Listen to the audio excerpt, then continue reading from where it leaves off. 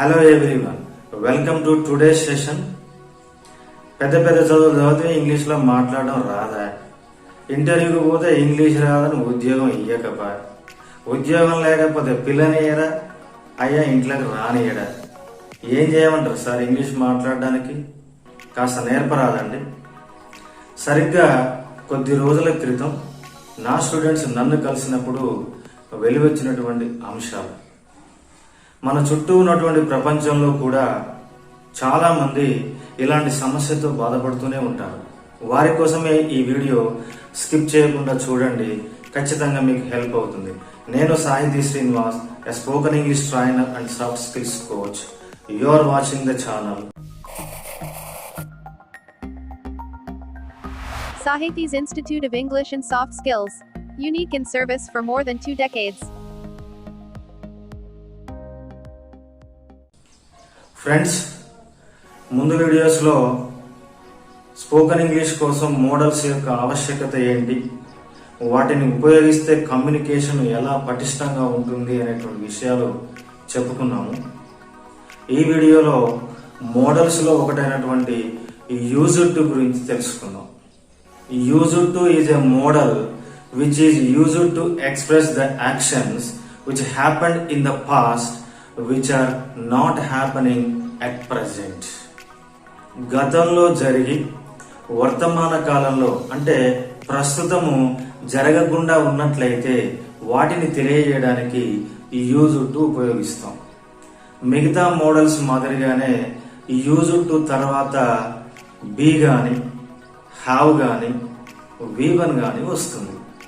B అంటే ఉండడం, have అంటే సొంతంగా ఉండడం, V1 అంటే ఏదైనా ఒక పనిని సూచిస్తుంది. కొన్ని ఉదాహరణలు చూద్దాం. మనము చిన్న పిల్లలుగా ఉండేవాళ్ళము. We used to be kids అంటే ఏంటి? మనం ఇంతకుముందు చిన్న పిల్లలుగా ఉన్నాము, ఇప్పుడు ఉండట్లేదు అన్నమాట. Veeranna used to be a dull student. Veeranna dull student గా ఉండేవాడు. They used to have a lot of property. వారికి పెద్ద మొత్తంలో ఆస్తి ఉండేది. They used to have 2 buildings. వారికి 2 బిల్డింగులు ఉండేవి, అంటే ఇప్పుడు లేవు. She used to live in Hyderabad. ఆమె హైదరాబాద్ లో నివసించేది, ఇప్పుడు నివసించడం లేదు. Prices used to be very cheap. ధరలు చాలా చౌకగా ఉండేవి, ఇప్పుడు చౌకగా లేవు అనే అర్థం కూడా వస్తుంది. We used to have great leaders. మనకు గొప్ప నాయకులు ఉండేవారు, అంటే ఇప్పుడు గొప్ప నాయకులు లేరు అని అర్థం. Husband and wife used to fight. భార్యాభర్తలు ఇద్దరు పోట్లాడుకునేవారు, అంటే ఇప్పుడు పోట్లాడుకోవడం లేదు అని అర్థం. They used to live in a rented house.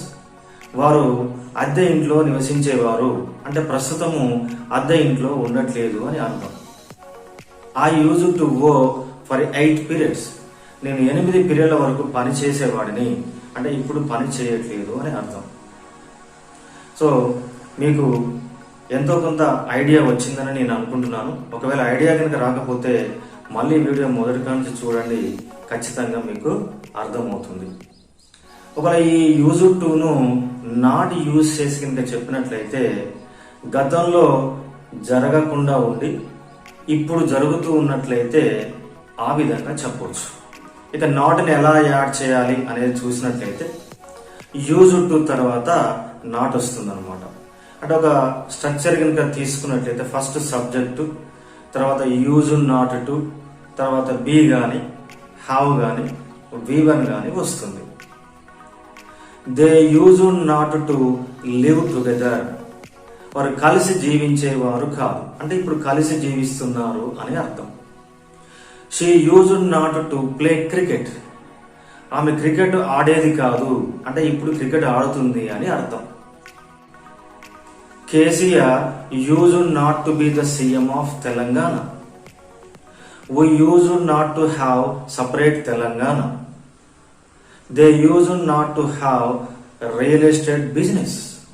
ఇలా గతంలో లేకుండా ఇప్పుడు కనుక ఉన్నట్లయితే దాన్ని తెలియజేయడానికి యూజ్ నాట్ టు అని ఉపయోగిస్తాం. ఇది ఫ్రెండ్స్, ఈ వీడియో మీకు అర్థమైందని నేను భావిస్తున్నాను. వచ్చేటువంటి వీడియోలో ఎలా రిక్వెస్ట్ చేయాలి, ఎలా గెస్ చేయొచ్చు, ఎలా డ్యూటీని వ్యక్తం చేయాలి, ఎలా అపాలజీ చెప్పొచ్చు అనేటువంటి విషయాలు తెలుసుకుందాము. Until then, yours Srinivas signing off for today. Thanks for watching.